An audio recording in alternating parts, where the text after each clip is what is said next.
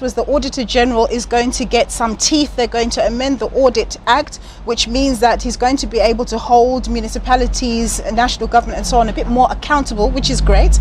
And then of course there are all these investment measures, investment incentives, special economic zones, people getting preferential tax in order to be able to boost employment and so on and so forth. Your take on this, as it means a bit more industrialization? Sure. No, look, we've been supporting the Public Auditors Amendment Bill. The sooner it can be passed, the better, because it's a bit of a fallacy to say the auditor makes recommendations and you can just ignore it. And you see what the damage it is to the government across the board. 90% of municipalities have failed audits. You have entire departments which have failed audits, so that's very good. Hopefully Parliament can pass it quickly. But on the other part, around the economic and the jobs issue, we were very kind of inspired and motivated by the President's State of the Nation address last week. We really thought the theme he was focused on was on job creation, a quarter plan.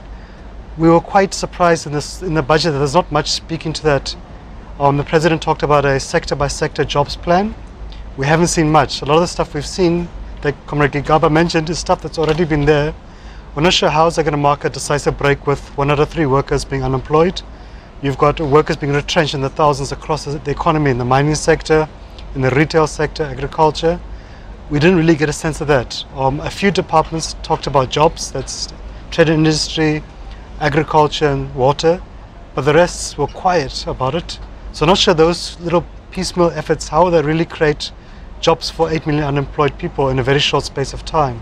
Has Cosatu changed its view on the employment incentive scheme? Because when it first came out, you guys were not in favor of it, and people were criticizing you, saying that actually you just care about the people you represent, your members. You don't care about the unemployed. You know, this opportunity will enable them to get their foot in the door. Has your view changed? Do you think that this incentive has actually worked to bring more people into the workfold? Look, we must care about our members, because the members are the reason why unions exist, but also our members support the ranks of the unemployed. So one nurse supports 5 or 6 other dependents, who include the unemployed.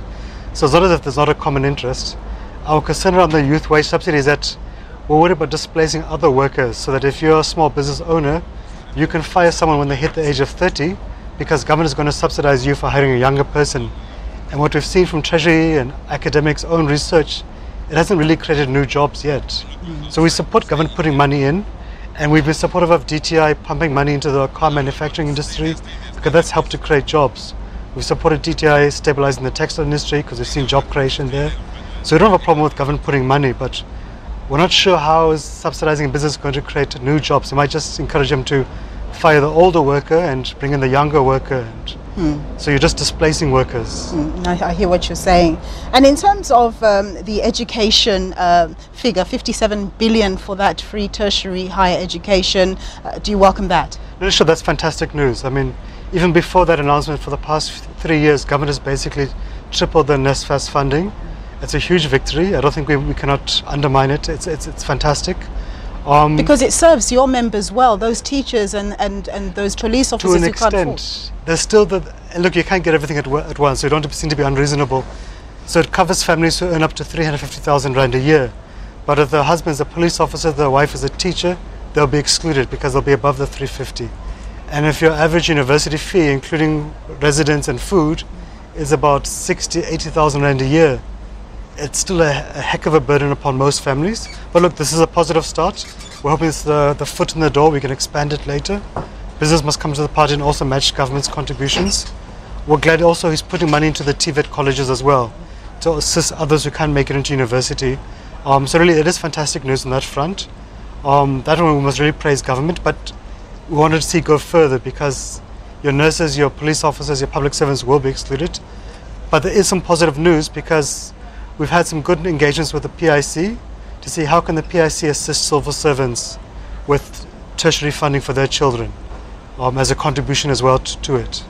Were you one of the unions that complained about PIC funding ESCOM? Yes, no, we said, look, yes and no. We said, look, you can't use the PIC to bail out corrupt looting of the state-owned enterprises.